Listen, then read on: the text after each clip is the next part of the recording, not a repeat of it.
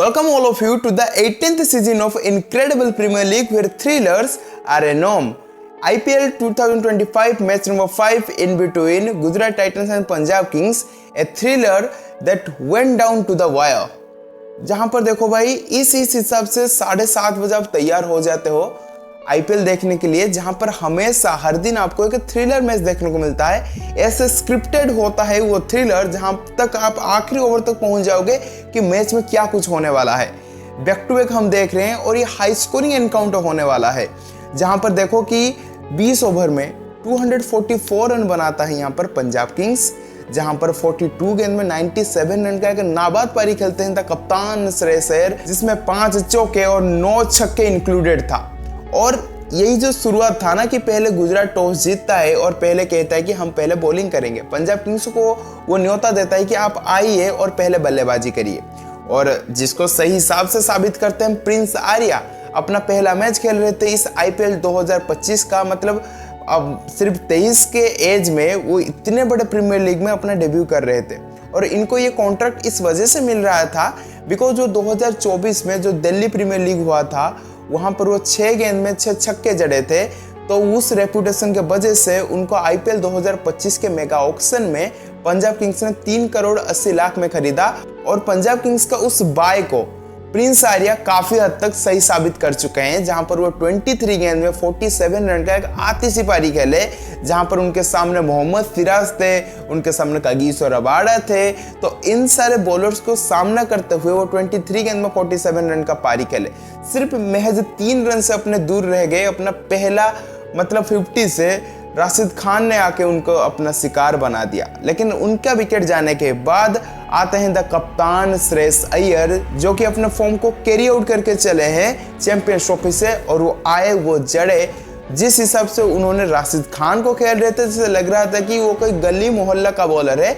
वो आए और अपने जड़े चले, मतलब देखिए कि वो आए 42 गेंद में 97 रन का एक नाबाद पारी खेले, जहां पर 9 छक्के था और 5 चौके इंक्लूडेड था उनका उस पारी में। वो आए और आखिर तक खेल गए। और जहां पर अगर आप देखोगे ना उनकी मतलब 100 बनाना मेरे जरूरत नहीं है, टीम का रन बनना चाहिए। जहां पर शशांक सिंह आखिरी ओवर में मोहम्मद सिराज का हर गेंद को बाउंड्री मार रहे थे, उसी वक्त पर श्रेयस अय्यर भी देखने को मिल रहा था कि वो बोल रहे तू रन बना, 100 में अगले मैच में बना दूंगा।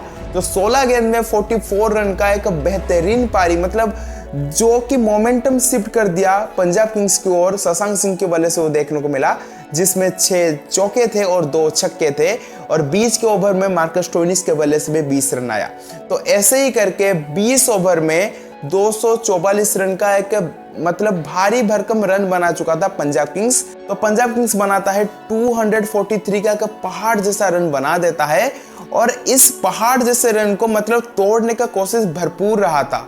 साई किशोर 4 ओवर 30 रन 3 विकेट, उनको छोड़कर अगर आप बाकी बॉलर को देखोगे तो कोई भी ना वो फॉर्म में नजर नहीं आ रहा था, बिकॉज पूरी तरीके से उनको डोमिनेट कर रहे थे श्रेयस अय्यर और आखिर में आए हुए शशांक सिंह। मतलब अगर आप देखोगे कि राशिद खान को भी टोटली ऑफ कलर कर चुके थे यहाँ पर शशांक सिंह और श्रेयस अय्यर। तो 244 रन का एक भारी भरकम पहाड़ जैसा स्कोर सेट किया था गुजरात के सामने। तो टारगेट को चेज करने के लिए गुजरात के कप्तान आते हैं शुभमन गिल, और उनके साथ आते हैं कंसिस्टेंट बैटर साई सुदर्शन। तो जिस हिसाब से शुरुआत भी हमें देखने को मिला कि 14 गेंद में 34 रन का मतलब कि बेहतरीन पारी हमको देखने को मिला था गिल के बल्ले से, लेकिन उस मोमेंट में आते हैं ग्लेन मैक्सवेल और उस पारी को ना तोड़ देते हैं, उस पार्टनरशिप को तोड़ देते हैं। तो उनके विकेट गिर जाने के बाद गिल का, उसके बाद बल्लेबाजी करने आते हैं जोस बटलर, जिनका स्टेट्स आईपीएल में क्या है, आईपीएल में उनका फॉर्म किस हिसाब से है, वो हर कोई जो क्रिकेट देखता है उन सबको मालूम है। और वो आके साई सुदर्शन के साथ एक पार्टनरशिप बिल्डअप किया। उनके अंदर ना एक बेहतरीन पार्टनरशिप बिल्डअप हुआ, जहां पर देखोगे कि दोनों के अंदर एक बहुत ही अच्छा कोऑर्डिनेशन हमको देखने को मिल रहा था, जो कि आगे खेलते गए और जो रन का फासला था ना उसको काफी हद तक कम करने में सफल रह गए। अगर आप देखोगे कि साई सुदर्शन के बल्ले से 41 गेंद में 74 रन का एक बेहतरीन पारी निकला, जहां पर उन्होंने 6 छक्के मारे और 5 चौके मारे। तो ऐसे ही करके 41 गेम में 74 रन तक पहुंच गए। लेकिन जब उनके अंदर मतलब इतना बड़ा भारी भरकम पार्टनरशिप हो चुका था, तब अर्शदीप सिंह आके उनका विकेट ले जाते हैं, साई सुदर्शन का विकेट ले जाते हैं। तभी 7 ओवर में लगभग 92 रन का और नीड था गुजरात टाइटंस को इस मैच जीतने के लिए, और तभी एंट्री होता है सरफराज रदरफोर्ड का द सब्स्टिट्यूट के हिसाब से, और वो आते हैं और मार्कस स्टोइनिस को उस ओवर को मतलब तोड़ फोड़ देते हैं। उस ओवर में उन्होंने खुद एक ओवर में 17 रन मारते हैं उस ओवर में मार्कस स्टोइनिस को। तो 7 ओवर 92 से अभी बच चुका था 6 ओवर 75 रन। तो अभी लग रहा था कि भाई मैच 6 ओवर में 75 रन चाहिए, फ्लैट सरफेस से, हाथ में 8 विकेट है, तो आसानी से यहाँ पर गुजरात टाइटंस ये मैच जीत सकता है।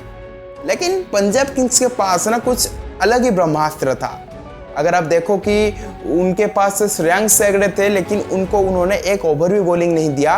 तभी वो लाते हैं द इम्पैक्ट सब्स्टिट्यूट।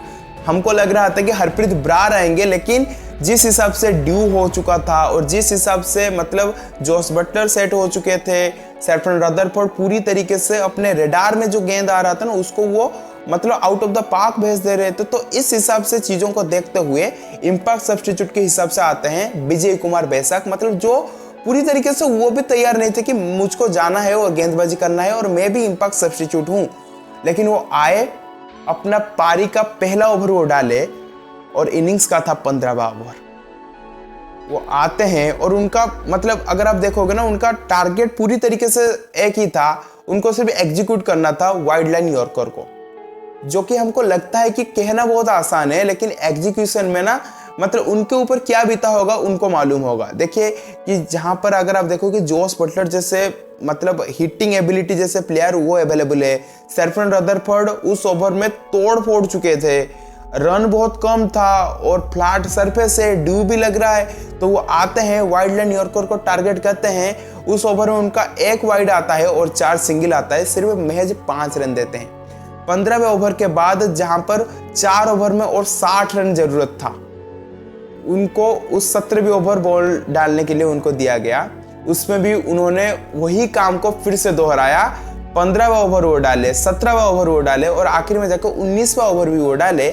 3 ओवर के उनके ओवर में 28 रन वो दिए, और ये 3 ओवर में जो 28 रन दिए ये पूरी तरीके से मोमेंटम शिफ्ट कर चुका था पंजाब किंग्स की तरफ, क्योंकि रिक्वायर्ड रन रेट तभी ना लगभग 15 छू चुका था। वो आए और जिस हिसाब से वो गेंदबाजी किए, और अगर आप देखोगे कि जो उनका टारगेट था कि वाइड लाइन यॉर्कर मुझे डालना है, जिसके तहत ना सरफराज रदरफोर्ड का जो रेडर का गेंद ना वो उनके बल्ले से नहीं आ रहा था, उनका हिटिंग एबिलिटी को पूरी तरीके से ना ब्लॉक कर चुके थे यहाँ पर विजय कुमार बैसाख।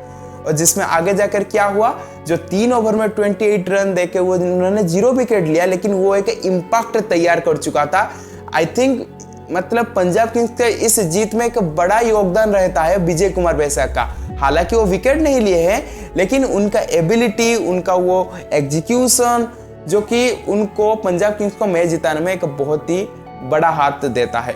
तो उसके बदौलत क्या हुआ, जो प्रेशर बिल्डअप हुआ, और प्रेशर बिल्डअप होने के कारण मार्को यानसन को एक विकेट मिल गया जोस बटलर का, और अर्शदीप सिंह का विकेट मिला आखिरी ओवर में जाकर सरफराज रदरफोर्ड का।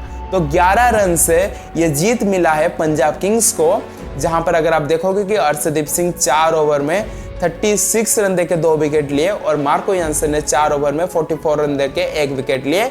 और पंजाब किंग्स का शुरुआत हो चुका है बेहतरीन। उन्होंने अहमदाबाद में जाकर गुजरात टाइटंस के होम ग्राउंड में जाकर गुजरात टाइटंस को शिकस्त दिया है, और रिकी पॉन्टिंग और श्रेयस अय्यर का जो कोऑर्डिनेशन हमें देखने को मिल रहा है वो हमें बेहतरीन देखने को मिल रहा है। मतलब अगर आप देखोगे कि ड्रेसिंग रूम में जब आपको देखने को मिल रहा था कि रिकी पॉन्टिंग ना पूरी तरीके से जो अपने टीम थे उनके साथ ना अच्छी तरीके से ना कोऑर्डिनेट कर रहे थे, अच्छी तरीके से मतलब ना मोमेंट को शेयर कर रहे थे, तो देखने में अच्छा लग रहा था। और Shreyas Iyer leading from the front, captaincy बेहतरीन था, प्लेयर को बैक टू बैक वो बैक कर रहे थे। सो ओवरऑल कहना चाहूंगा कि IPL 2025 एट इट्स पीक होने वाला है, बिकॉज देखो भाई 10 टीम ना पूरी तरीके से घायल होकर रहे हैं, जिसमें से या अगर आप देखोगे 5 टीम को अभी विन मिला है और 5 टीम को अभी लॉस मिला है। तो IPL 2025 में अभी तक एवरी टीम ना एक मैच खेल चुका है, तो आगे बहुत ही एक्साइटिंग होने वाला है कौन से तो आगे एक्साइटिंग होने वाला है कि कौन सा टीम कैसे क्या कुछ खेलने वाला है। So thank you for watching this video. अगर वीडियो अच्छा लगे तो लाइक कर दो, फेसबुक पे अगर देख रहे हो तो पेज को लाइक कर दो, फॉलो कर दो, और यूट्यूब में अगर देख रहे हो तो सब्सक्राइब भी कर दो। Thank you for watching this video.